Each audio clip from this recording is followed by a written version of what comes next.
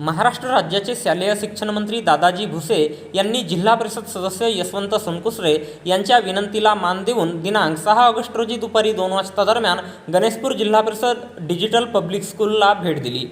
गणेशपूर जिल्हा परिषद digital public school ही शाळा सन 2021-22 या शैक्षणिक वर्षात पटसंख्या अभावी बंद पडली होती। जिल्हा परिषद सदस्य यशवंत सोनकुसरे, पंचायत समिती सदस्य कीर्ती गणवीर, ग्रामपंचायत गणेशपूर, शिक्षण विभाग, जिल्हा परिषद, पंचायत समिती आणि ग्रामस्थ यांनी ही बंद पडलेली शाळा पुन्हा सुरू करण्याचा संकल्प घेतला।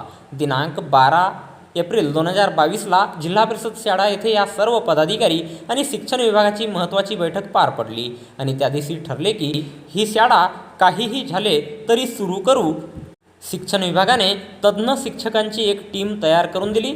त्या टीमला सर्व लोकप्रतिनिधींनी आणि ग्रामस्थांनी सहकार्य केला।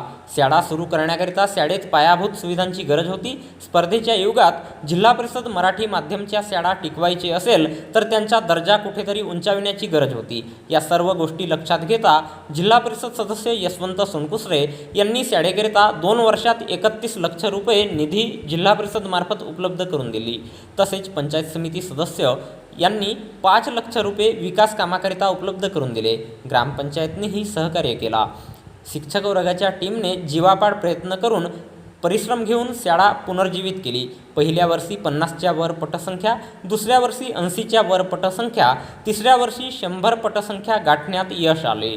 आज मंत्री महोदय भंडारा जिल्ह्याचा शैक्षणिक अहवाल घेत असताना गणेशपूर जिल्हा परिषद डिजिटल शाळेचे बंद पडलेले शून्य पटसंख्येची शाळा 100च्या वर गेली ही यशोगाथा त्यांच्या समक्ष जिल्हा परिषद सभागृह येथे गणेशपूर शाळेच्या मुख्याध्यापक यांनी सादर केला।